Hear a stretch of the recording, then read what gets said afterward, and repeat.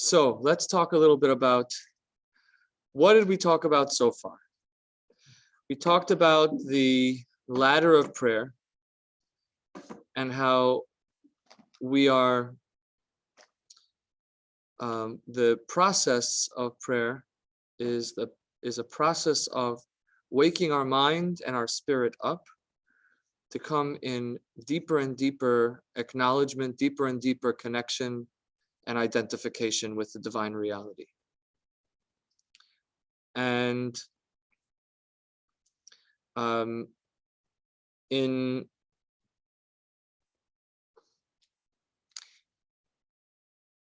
this goes through a process that starts with Modeh Ani, acknowledging, which is the world of Asiya. That's how we start off, which is essentially action-oriented. It's not so spiritually connected. And then we come to the next stage, which is admiration, which is the world of Yetzirah, which is really comes from turning to the experience of the self and coming to trying to be more aware of the wonder, a sense of wonderment and admiration, to have a sense of wow for the presence of Hashem in the world. And that's the world of Yetzirah. And the moment that prayer starts is at that mode begins is at Baruch She'amar. And we talked about how the idea of Baruch She'amar, blessed is he who spoke and the world became, is such a great symbol for that idea, with the idea of language and how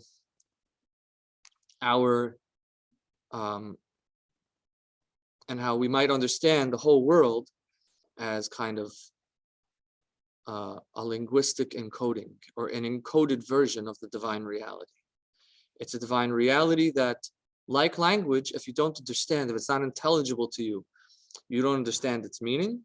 But when you do understand, when it is intelligible, when you do understand the language, it helps you to go through the words and into the mind, into the reality that those words are describing. So this world can be that same thing, and this world can be that same thing where we're looking at these aspects of the world and seeing them as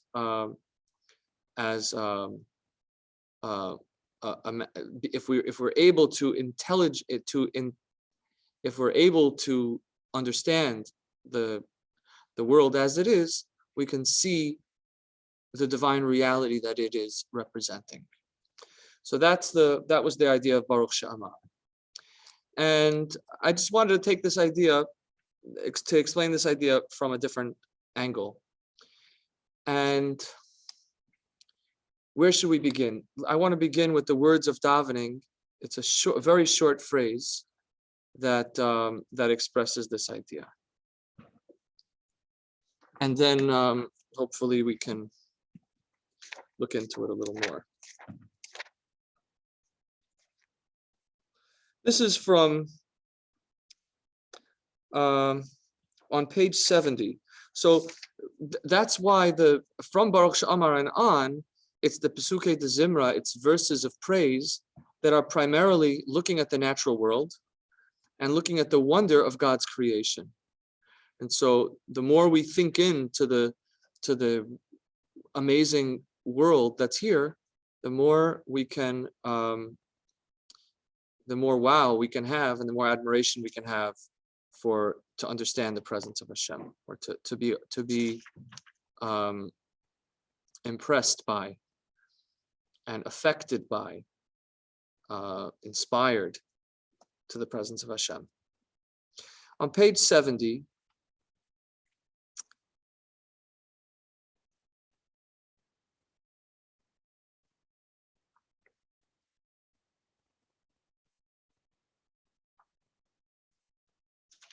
on the second paragraph, Gadol Adonenu v'Rav Koach. It's the fourth line in the Hebrew. And in the English, it's the sixth line, or the fifth line. Gadol Adonenu v'rav koach. Our master is great, and abundant is his strength, and abundant in strength. Lisvunaso ein mispar. His understanding is beyond calculation. Our master is great, abundant in strength.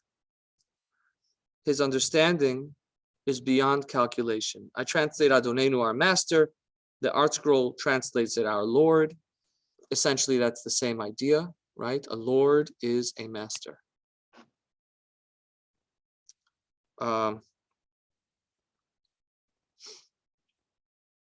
This page 70 in the page 70 and 71 in the Art Scroll Siddur, the dark brown one, and the brown one.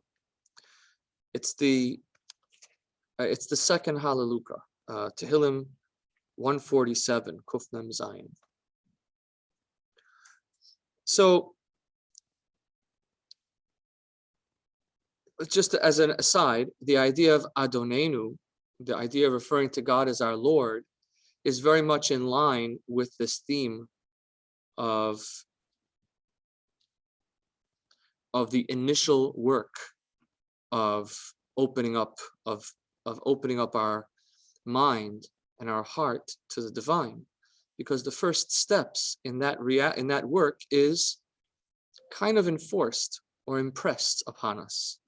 It is God as a master, God as a Lord, and that involves kind of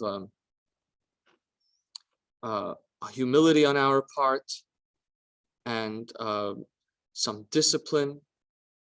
So that's something relating to that particular usage of the name Adonenu, our Lord. That it might refer to how we relate to the divine reality in a humble and disciplined way, or by kind of pushing ourselves, right? So that's the Asiya, and even in the Yetzirah world, even in that mind frame where we're coming into it with spirit, there's still kind of a sense of a power that's over us, right? Okay, but the line that I'm particularly focusing on is the word lisvuna, so ein mispar. His, what is it? His understanding, okay, is his his understanding is beyond calculation. So here we have the word savuna, so what does that mean? So on a simple level, we're saying that the idea that God's, so to speak, the way in which the divine reality, the order, the sense that there is in the divine reality is something that's infinite, and it's something that's incalculable and not really understandable to us. But I want to talk about another, yeah. That almost seems like a combination of acknowledgement and admiration. Okay, so you'll see exactly why that might be. When you hear the deeper pshat, you'll agree that you'll see how maybe this is what you're intuiting, and maybe it's even more. Okay, so let's start with the beginning. Okay, Kabbalistic language talks about the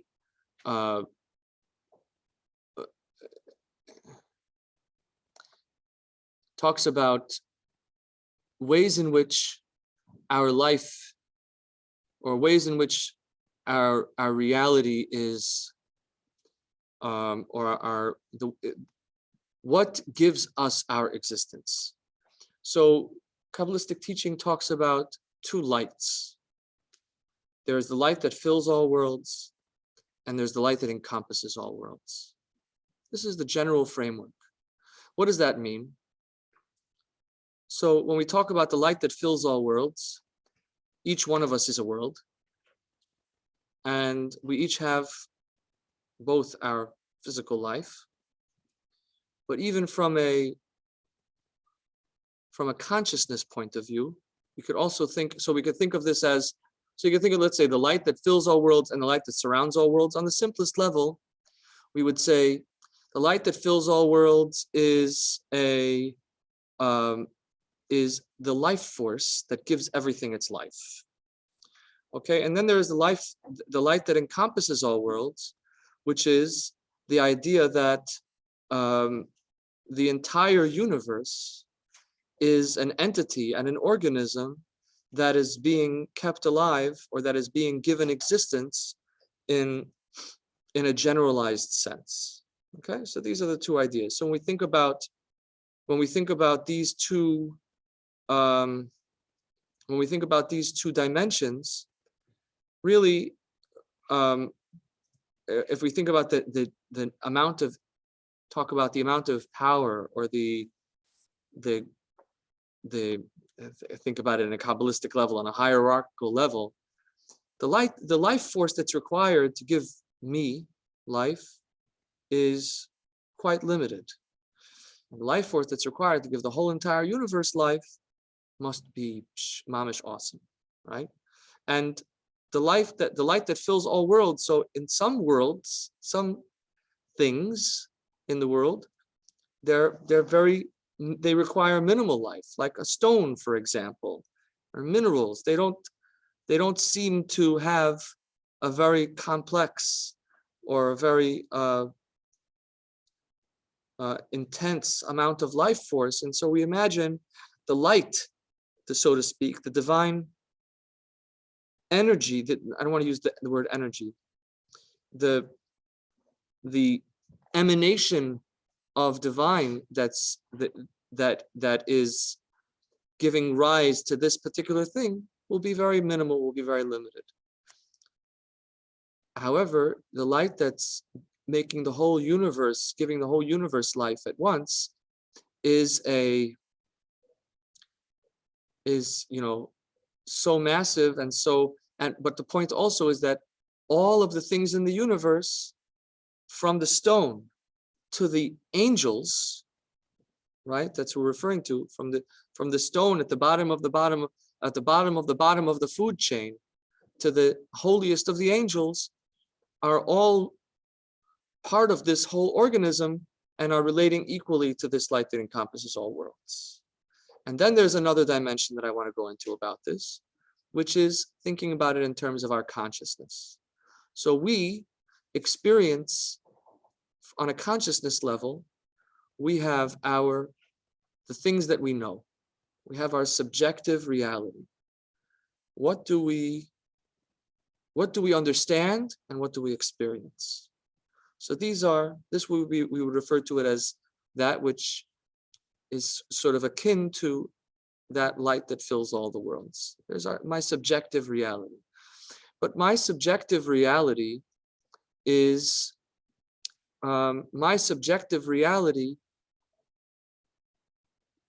relies on certain objective and contextual realities to allow me to have consciousness. So the context in which I live, life itself, you might think of it so again, thinking about it on a practical level, the ground doesn't exist without the sky. What is the ground? If there would be no such thing as the sky, there could be no such thing as ground. So the ground is ground, but something else outside of it serves as the context for its existence. In our consciousness also, we have an inner consciousness. We have our inner subjective reality, and then we have the contextual realities, the abstract notions that we're not even aware of, but that serve to make possible our consciousness, our ability to perceive anything at all. So, okay, so that's kind of just a general explanation. And I want to say one more point, which is that generally we think of these two lights, the Mamale, the light that fills all worlds, and the Sovev, the light that encompasses all worlds. We think of the light that fills all worlds as a worldly light. It's a worldly reality. And the light that surrounds all worlds, the abstract is more infinite and is not worldly. That's generally the way we speak about it. But the truth is that even the abstract, even the all-encompassing light of God is worldly as well, because while it is not subjective, it is still existing in relation to the world.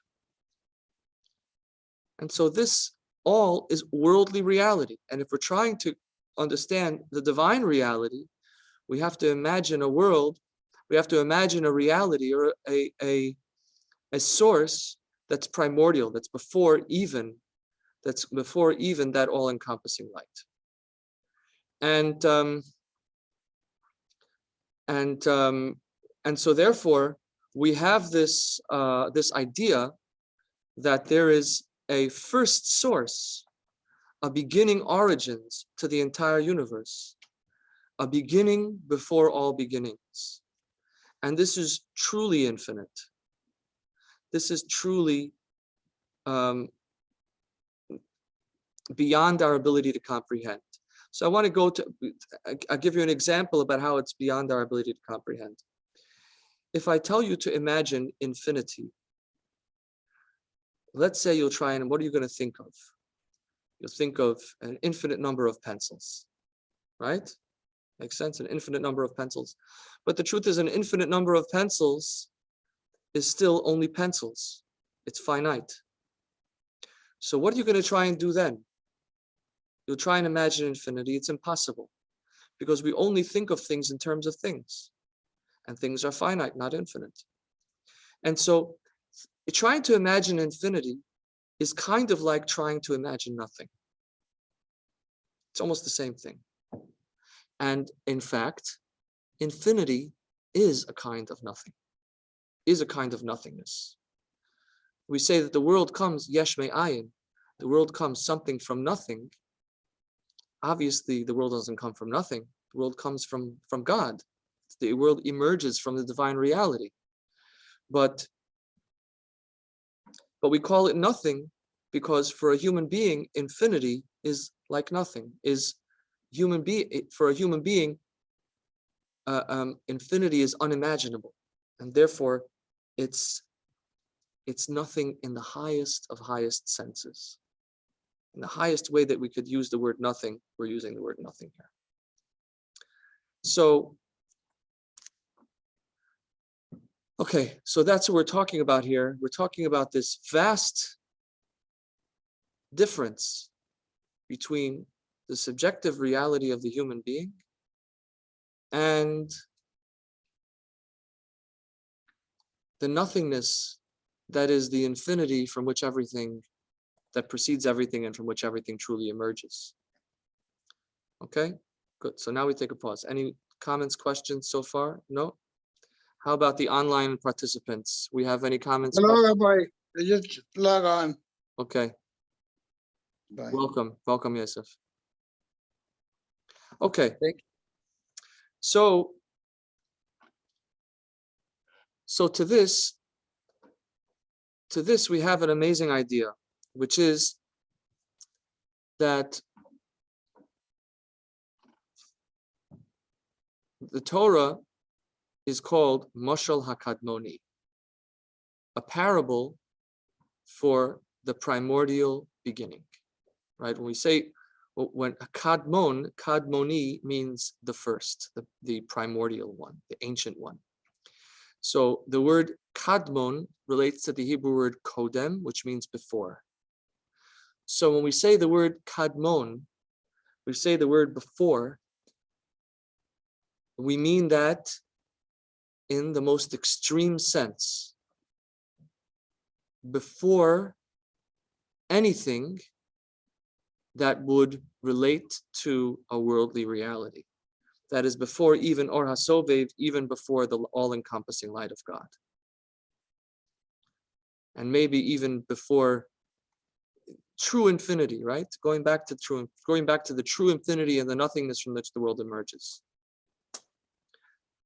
So the Torah is referred to as a mashal, as a parable for that true infinity. Now, What is a parable? So a parable is an amazing thing. A parable is a story that you tell in order to explain an idea. The idea will be very, very deep, very high idea. And you'll tell a simple story that will give the learner the ability to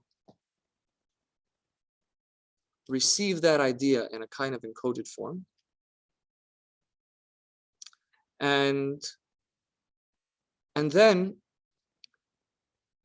you can come to understand that idea, that deep and high idea, which earlier the learner wouldn't be able to understand. Now,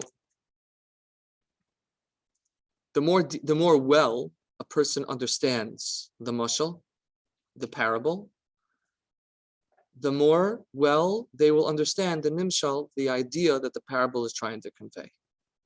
And the amazing thing about a mashal, about a parable, is that, you can think about this. Maybe you were told a story as a child, a parable. And 20 years later, you're thinking about that story, and all of a sudden it hits you what that story was telling you, what the inner message of that story is, or what the idea is conveying, right? Or you may be able to understand an idea because you have this story in your mind. You have this knowledge of the story. So it gives you a kind of frame of reference to be able to understand the story. But what that means is that you received this idea already. You just didn't know that you knew it.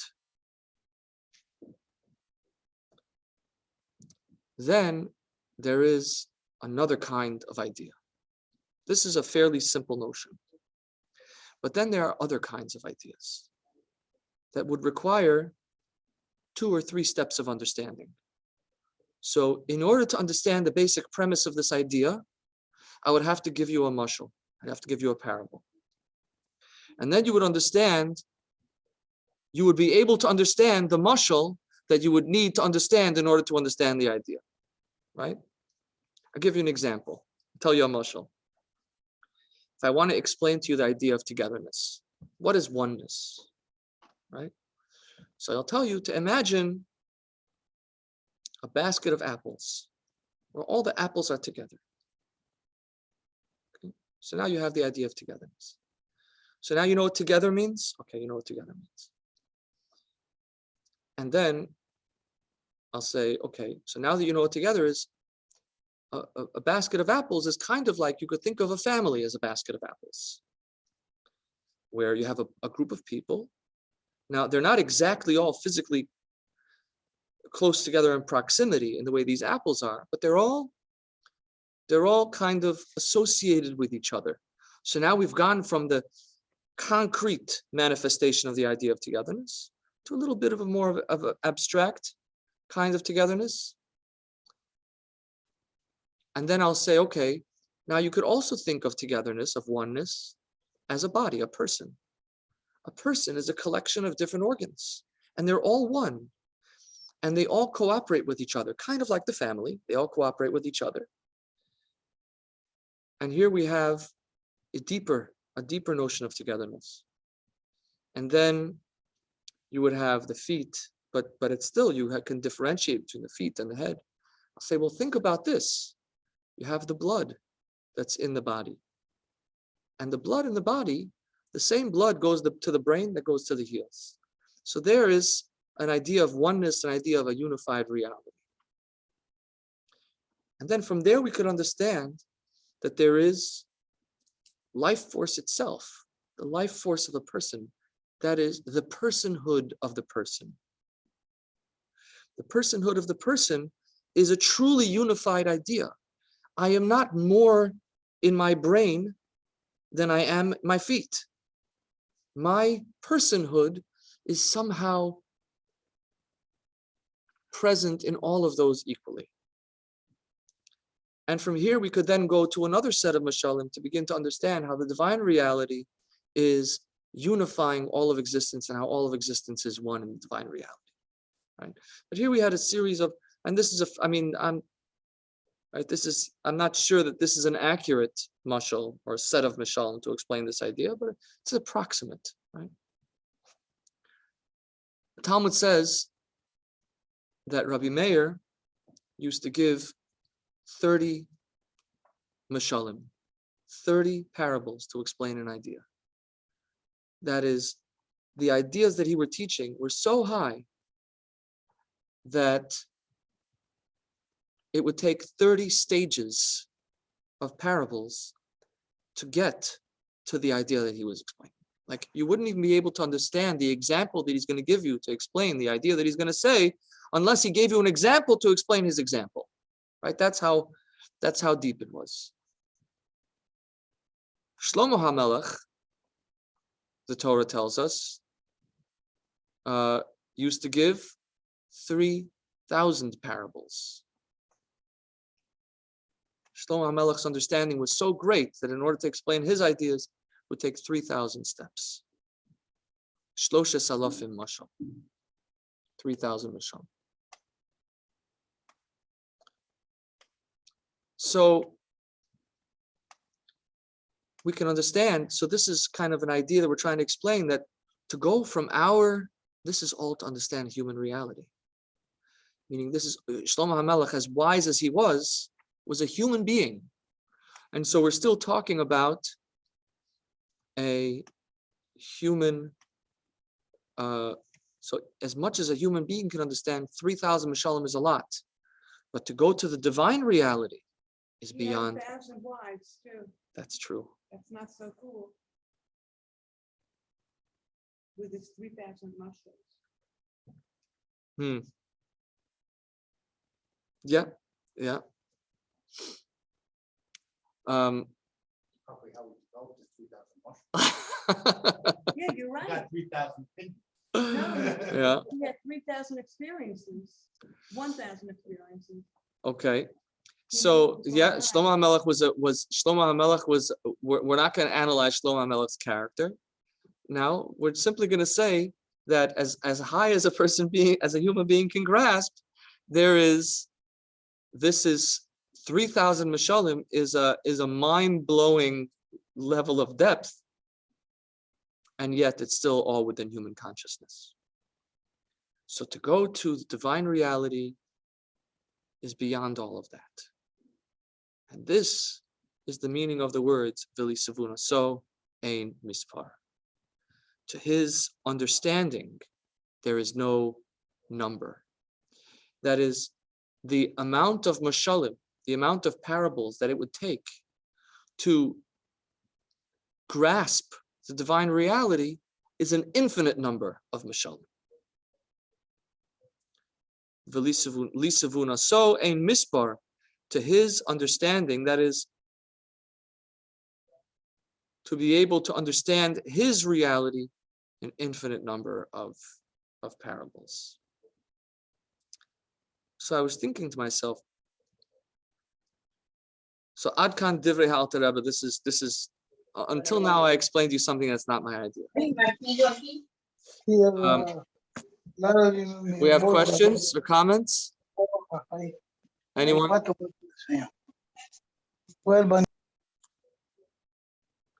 Okay, so somebody has comments or questions. I want to give you a chance. Unmute yourself if you have any questions or comments so far.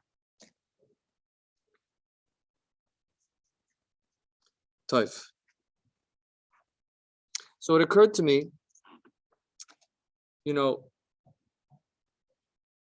it bothered me a little bit, this idea that there's an infinite number of mashalim. Because ultimately, if we're going, my understanding is to a finite level. So there's an end, And I guess, when I get to infinity, there's at a certain point, there's no mashal anymore. So it might be an incredible number of mashalim, but so I was thinking, what is this idea of there being an infinite number of mashalim? So it occurred to me that perhaps,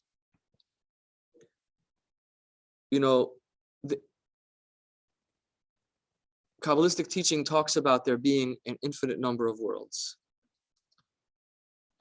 which is, of course, in a sense, a paradox. Because on the one hand, they're worlds. It's like an infinite number of pencils in a way, right? On the one hand, there's a defined reality, but there's an infinite number, an endless number of those defined realities. And of course, when we talk about an infinite number of worlds, we're talking about, that spans the gamut from the most exalted and godly oriented reality to the most self-oriented and subjective of realities.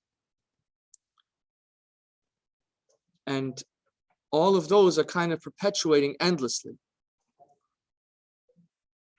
If a person truly knows how to look at those things, each one of them becomes an opportunity to understand the divine reality. That is, every dynamic that happens in the world is a mashal, is a parable. It's not a parable. It is like a parable. It relates to the divine reality in the way a mashal relates to a truth.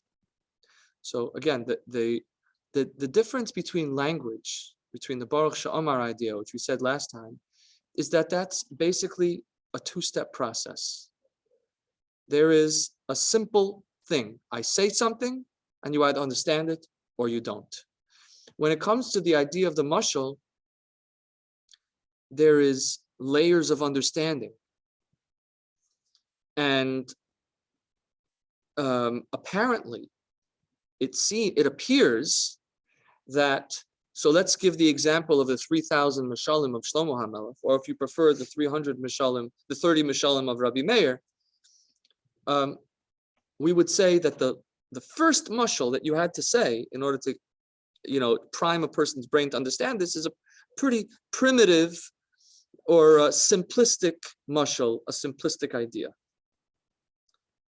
And then the next mashal you're going to give is going to be a more advanced, slightly more complex, more abstract, and higher and higher and higher. But the truth is, once you get to the truth, when you get to the final reality, you realize that that first mashal was not primitive at all. It contained within it the highest of the high, the deepest realities that a person couldn't. Nervous then, I couldn't come to understand it. I couldn't come to know it until that point. You understand? So both lights then manifest the full spectrum of it. So there's no hastara, there's no concealment at all. The Even light that performs in the light that it's all. How much of the mushroom you can understand? So that you want to say that all of them are the higher light and the lower light are all manifestations of the divine reality. The only question is how much of the mashal you can understand. I would say, if you only told a person one mashal, you still told them the whole truth. They just don't know it consciously. They haven't processed the truth that they already know. But is that like the screen? How much that you can actually let it is really based on. So the difference between the screen, so this is, I want to. so the idea of the screen, say that in this framing that I'm saying now, the screen is relevant only to the learner, not to the teacher. Correct. Right? But isn't that the mushal? How much I understand the mushal? Those building blocks are really metaphors for those masaks, those screens. Yeah. Could say that. The building blocks, You just gave me these, completely different. right? Yeah, So well, these ideas, these parables, but again, the idea that we're saying is that every mashal has the full truth in it. It's simply, what does it take for subjective reality to be able to be conscious of the truth that's present in this mashal? And this is different than language in the sense that, again, language, you can only understand language. You understand language. If you know the language, then when you're told the words, you understand the words. And if you don't know the language, you're told the words, you don't understand the words. There's nothing to do. When you tell a mashal, there's a processing that occurs. There's an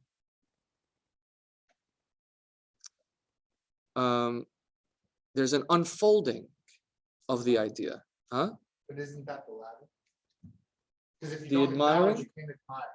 You can't admire. And you Okay, get so that's why you were saying that. This is why I'm saying that it's both. When you said it's both, I sort of, even in the English, it translates first acknowledge, right? then the admiration and so. So the unfolding of our consciousness, again, it follows this. It's present in the whole thing. It's present. This idea of the mashal is present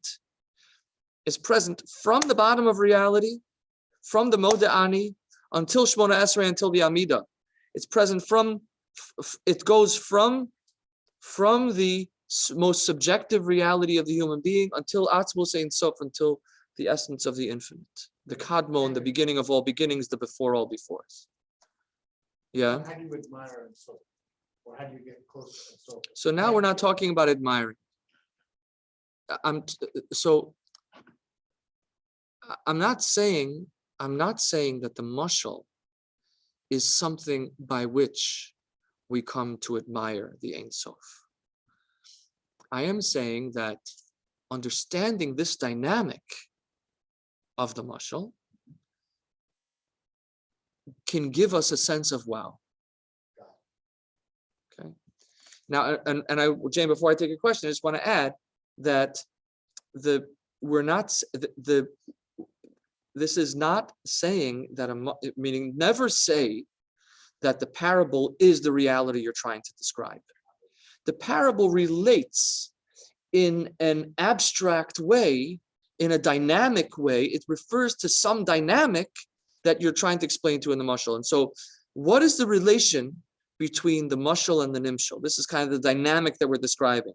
What is the relationship between the parable, the analogy, and the analog?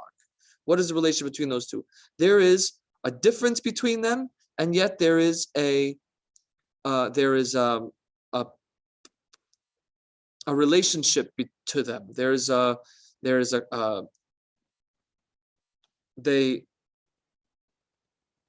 I'm looking for a word. It's not like how you interpret the question, No, don't. 1 second. I'm going to lose my train of thought. They're differentiated on the one hand, but in a sense, they're counterparts to one another in a sense. There is a relational, a proportional relationship, you could say, between the two of them, okay? And in the same sense, we could say that every aspect of reality has a proportional relationship to the higher reality, to the next level that we could possibly achieve. And that is an infinite thing. Jane, what's your question? I want to say that this seems to all relate to emet and closeness to God. Yes. And the only studying a prayer does not, it helps, but we need what it says on Yom Kippur, tzedakah, tefillah, and teshuvah, in order to get close to God. Mm-hmm. So the tefillah is part of the component, and it's possible. I mean, these men were amazingly righteous who wrote these prayers. King David in this case, yeah. But it's possible that some of the prayers, the men themselves didn't even understand the depth of them. Yeah. And Yeah. Absolutely. Absolutely. And you don't have to be Jewish to pray and nothing to happen to you, and not to get close to God, right? And not to do mitzvahs. And I don't mean just being an observant Jew. I mean being a righteous Jew. Yes. And being a good person, an ethical person. Yes. So Jane, what you're saying about the people who wrote these prayers may not themselves have understood the depth of these prayers. I think that's true to a degree, and I will respond to your other point as well. I think it's true to a degree, because when we talk about the mashal, you can be somewhere in the mashal spectrum, in that multi-level dimension of reality. You could be somewhere in there and not necessarily know it to the end, but you already in a sense have absorbed the kernel of that reality that you yourself don't know yet. And that's kind of what we're saying here. You can know something, you can be close to something, you can be in the presence of something and know it, but not actually know what you know. And yet that which needs to be known is in your knowledge. And that's point number one. Yeah. The point what you want to say about righteousness is absolutely well taken. If a person prays to ask God for things, then Zohar says a thief prays right before he does his holdup that he shouldn't get caught.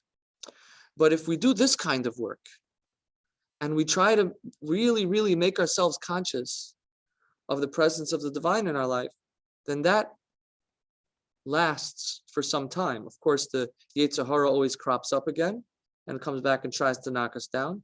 But this is an inspiration that can affect a person in their consciousness and can infect in a positive way the way we relate to others and to the world and to ourselves. I just want to say one other thing. Mm-hmm. Because I think that insight comes with emet and closeness to God.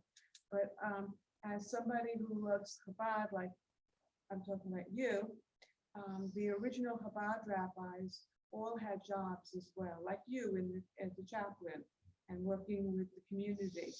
And they were shoemakers and blacksmiths and tradesmen, and they had to earn a living to succeed. And they had experience. They lived in the real world. So this is exactly what we want to talk about today. When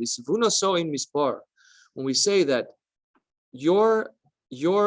the amount of levels of understanding that it takes to grasp the divine reality is infinite. What is infinite? What can we mean when we say infinite worlds? So this is the riddle for you.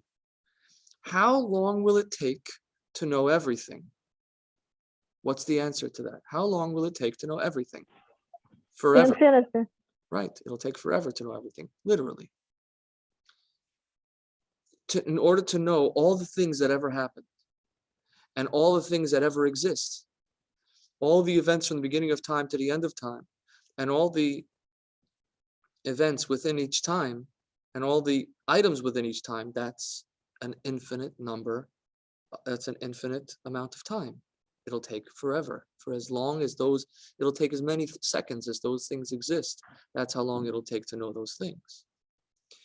So, therefore, we can come to, this is how I understand this phrase, that literally everything is a manifestation of divine reality to one level of proportionality or another. But literally everything is an invitation, or is a pointing the way, or is a reminder, or is in its truth.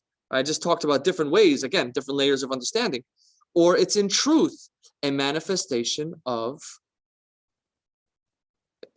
that which emerges from the divine, or because actually it is a small creation. And so how does creation happen? Well, look at each thing and how does creation work? You can look at each thing and it becomes a microcosm of the whole of reality. So that, I think, gives a richness to the whole of the rest of to me, it took the whole of the Psukei de Zimra to another level, because now I'm not looking at things and saying, wow, the creator is so great. Look at this great thing he made. Look at that great thing he made. Now I'm looking at each thing and I'm saying, this thing embodies the creator. This thing expresses divine reality. Each thing expresses divine reality. And I'll give you an example. Would that be in a unique way? Yes. Well, the infinity is truly oneness, right? The mathematical number that's closest to infinity is the number one. So ultimately, everything traces back to one eternal truth, but each one has its own unique story that is a mashal, that is a parable for that unique truth, for that infinite and eternal and single truth. Let's turn to. So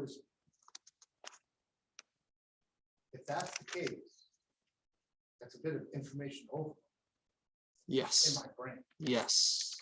So is prayer a way in which to quiet noise? I think I'm just I want to say it's to Jane's point about people living in the world. When we understand this, the world, the more we're in the world, the more opportunities to see different mishalim we have. Now the Torah is the quintessential mashal, because actually what it does is it takes the entire world and every aspect of the world that the Torah speaks about, and it orients it to divine reality. And it says, this is how this thing directs to divine reality. And there are different levels of Torah, and levels in Torah in which this is more apparent, and levels of Torah in which this is less apparent. But the truth is that when a person learns a lot of Torah, it becomes easier for them to come to the higher level of understanding.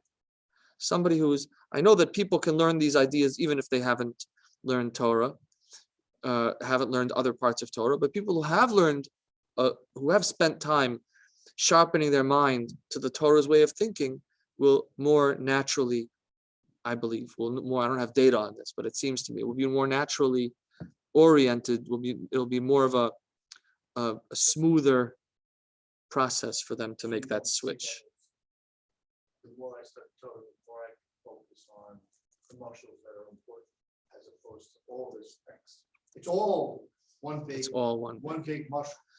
But if you never learn how to learn the mashal, if you never learn how to understand, if you never take the time to think into the mashal, then you would have missed the whole point of being in the world. And this is why it's so important to be, yes, in the world, but then to take that time to learn the Torah, and which will then help you to translate the whole world which you've seen and to come to know it in a deeper way.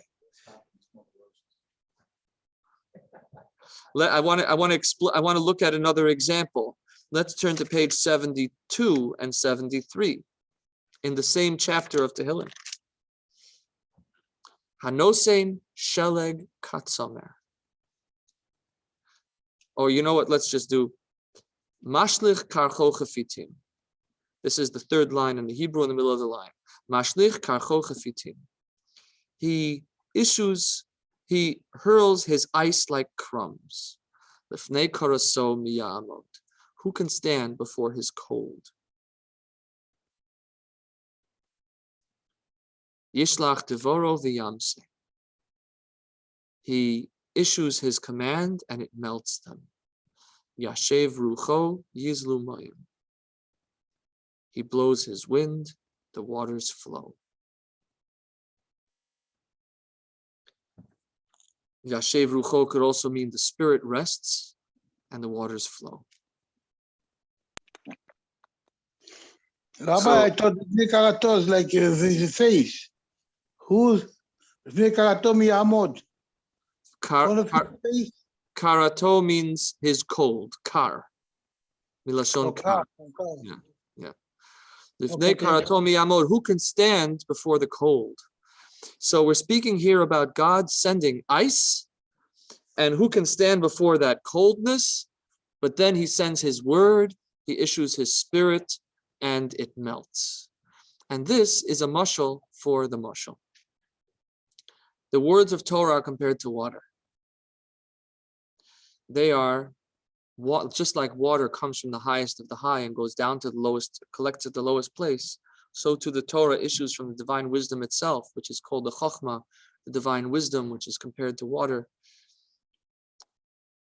And it goes down to the lowest place. But sometimes in order to bring water from one place to another, if you want water to go down from one place to another, from the high to the low, then you just pour it down and it goes down. But to bring the water from one place to another, if it's frozen, then it can be sent into another dimension, sent to another place. And then it can be melted, and then it returns to the water that it was. This is an example of the mashal. Is that the mashal is the divine word given what appears to be new form. The water turned into ice. You think water, and a person who doesn't know how this works would think that ice and water are two separate compounds, right? But it's just, it's formulated into a different form. Repositioned. And then the idea is to learn the idea, not just to keep it ice, but to warm it up, to infuse it with our spirit and with our warmth, with our understanding, with our personal connection to that idea. And then it goes from being ice to being water again, which it originally was. So when you melt the water, when you melt the ice into water, you're not making something new. You're actually bringing back the truth that was always there. So when you move away from the truth, it turns back to ice. You said reposition. So can it reposition back the other way? It's not binary.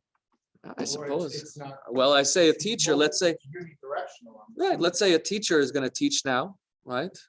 So he's going to give over ice, and then the student has to go and receive it and personalize it and make it real.